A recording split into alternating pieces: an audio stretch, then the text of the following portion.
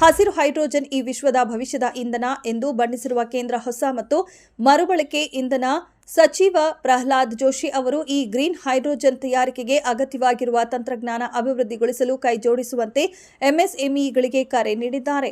2030ರ ವೇಳೆಗೆ ರಾಷ್ಟ್ರೀಯ ಹಸಿರು ಹೈಡ್ರೋಜನ್ ಮಿಷನ್ ದೇಶದಲ್ಲಿ 8 ಲಕ್ಷ ಕೋಟಿ ರೂಪಾಯಿಗೂ ಹೆಚ್ಚು ಹೂಡಿಕೆ ಮತ್ತು 6 ಲಕ್ಷಕ್ಕೂ ಹೆಚ್ಚು ಉದ್ಯೋಗಗಳನ್ನು ಸೃಷ್ಟಿಸಲಿದೆ ಎಂದು ಕೇಂದ್ರ ಸಚಿವರು ಹೇಳಿದ್ದಾರೆ. ದಾವಣಗೆರೆಯ ಜಿಲ್ಲೆಯ ನ್ಯಾಮತಿ ತಾಲೂಕಿನ ಮಾದಾಪುರ ಕೆರೆಯಲ್ಲಿ ಬಾದಾಮಿ ಚಾಲುಕ್ಯರ 1ನೇ ವಿಕ್ರಮಾದಿತ್ಯನ ಕಾಲದ ಶಿಲಾಶಾಸನ ಪತ್ತೆಯಾಗಿದೆ ಎಂದು ಕಮಲಾಪುರದಲ್ಲಿನ ಪುರಾತತ್ವ ಸಂಗ್ರಹಾಲಯಗಳು ಮತ್ತು ಪರಂಪರೆ ಇಲಾಖೆ ನಿರ್ದೇಶಕ ಡಾ ಆರ್ ಶೇಜೇಶ್ವರ ತಿಳಿಸಿದ್ದಾರೆ. ಮಾದಾಪುರ ಕೆರೆಯಲ್ಲಿ ಸ್ಥಳೀಯರು ಜೆಸಿಬಿಯಿಂದ ಮಣ್ಣನ್ನು ತೆಗೆಯುವಾಗ ಶಿಲಾಶಾಸನ ಪತ್ತೆಯಾಗಿದೆ. ಇಲ್ಲಿಗೆ ಪುರಾತತ್ವ ಇಲಾಖೆ ನಿರ್ದೇಶಕರು ಭೇಟಿ ನೀಡಿ ಪರಿಶೀಲಿಸಿದ ನಂತರ ಇದು ಬಾದಾಮಿ ಚಾಲುಕ್ಯರ ಶಿಲಾಶಾಸನವಾಗಿದೆ ಎಂದು ತಿಳಿದು ಬಂದಿದೆ.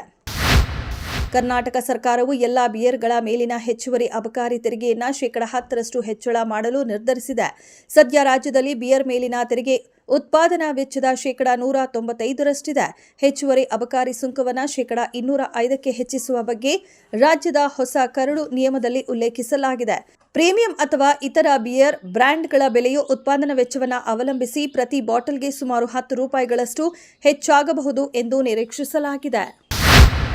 ರಾಕಿಂಗ್ ಸ್ಟಾರ್ ಯಶ್ ಅವರ ತಾಯಿ ಪುಷ್ಪಾ ಅರುಣ್ ಕುಮಾರ್ ನಿರ್ಮಾಪಕಿಯಾಗಿ ಸ್ಯಾಂಡಲ್ವುಡ್ಗೆ ಪ್ರವೇಶಿಸಿದ್ದಾರೆ.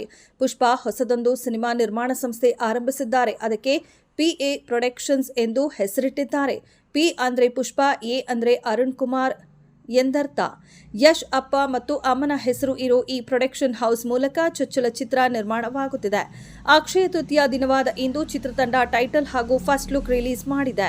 PA ಪ್ರೊಡಕ್ಷನ್ಸ್ ಮೊದಲ ಪ್ರಯತ್ನಕ್ಕೆ ಕೊತ್ತಲವಾಡಿ ಎಂಬ ಶೀರ್ಷಿಕೆ ಇಡಲಾಗಿದೆ.